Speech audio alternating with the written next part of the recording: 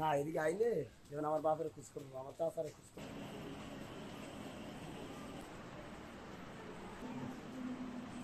শোনো মুমিন মুসলমান, পড়ে দেখো না কুরআন, কত শান্তি পাওয়া যায়। আমাদের এই মাদ্রাসাটা আমরা 2022 সালের 3 জানুয়ারি শুরু করেছি। আর এই মাদ্রাসার উদ্দেশ্য হচ্ছে গিয়া আমাদের ভোলাতে শিক্ষা ব্যবস্থা, এমন শিক্ষা ব্যবস্থা খুব কম যেখানে একটা বাচ্চা হাফিজি পড়ার পাশাপাশি স্কুলের সিলেবাস অনুসরণ করতে পারবে।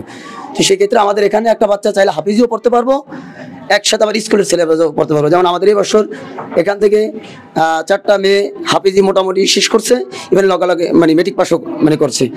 এখানে আমাদের অনেক শিক্ষার্থী রয়েছে যারা ক্লাস 8ম, 9ম, 10মে পড়তেছে, হাফিজি 20 পারা 22 পারা হয়ে গেছে 22 সাল থেকে শুরু করে এ পর্যন্ত। তো আমাদের একটাই টার্গেট যে বিন্দুধর্মী একটা শিক্ষা ব্যবস্থা যেখানে একটা বাচ্চা চাইলেই হাফিজি পড়বো, লগে একসাথে স্কুলের সিলেবাস ফলো করতে পারবে। আপনারা এই মাদ্রাসা দেখলাম সব যুবক যারা আছেন তারা পরিচালনা করছেন, কতজন যুবক মিলে এই মাদ্রাসা পরিচালনা করছেন? আর আপনাদের উদ্দেশ্য কি? আপনারা তো চাইলে অন্য জায়গায় চাকরি করতে পারতেন বা বিভিন্ন ব্যবসা বাণিজ্য করতে যাচ্ছেন, কেন ধর্মীয় শিক্ষার পাশাপাশি সাধারণ শিক্ষা দিচ্ছেন? আর কতজন যুবক এই মাদ্রাসাটা চালাচ্ছেন?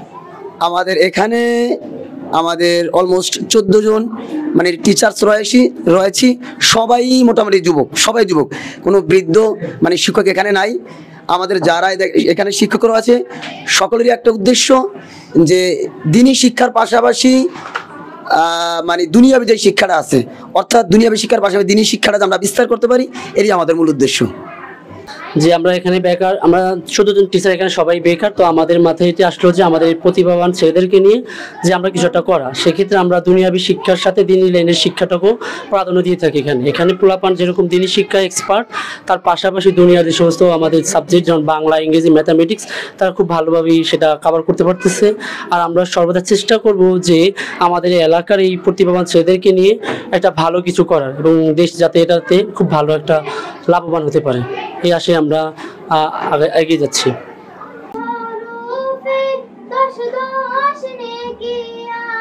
আউযু বিল্লাহি মিনাশ শাইতানির রাজীম।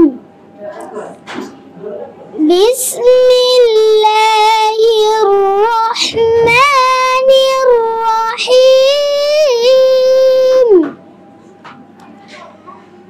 وأما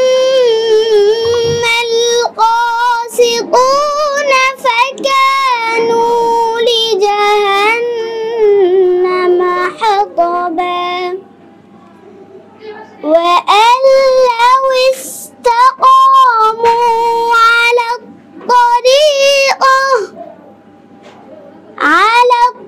الطريقة لأسقيناهم ماء غدقا لنفتنهم فيه ومن يعرض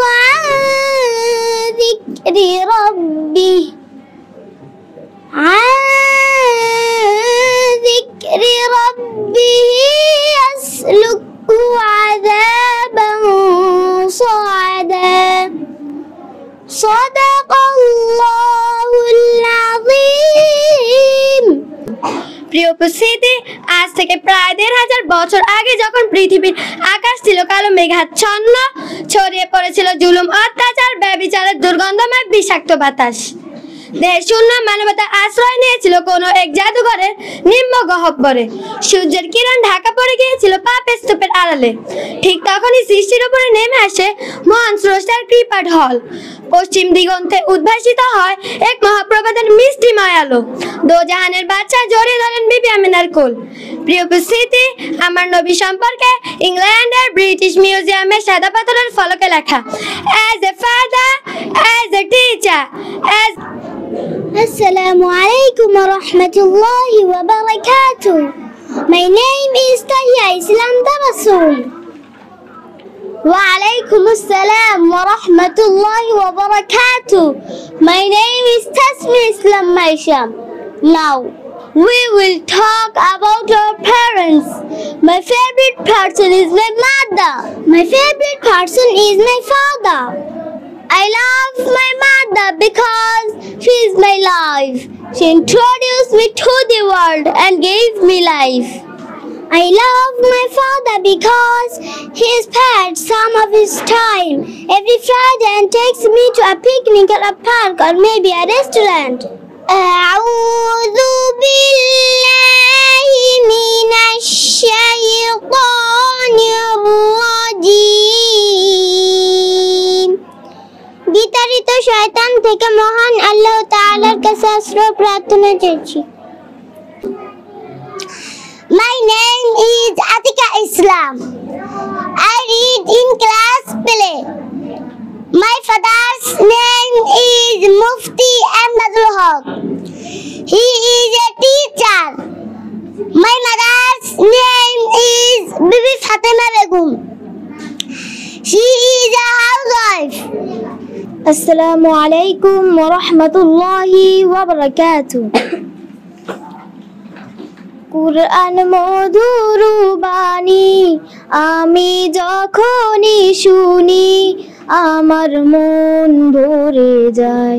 শোনো মুমিন মুসলমান, পড়ে দেখো না কুরআন, কত শান্তি পাওয়া যায়। কুরআন মধুর বাণী আমি যখনই শুনি আমার মন ভরে যায়।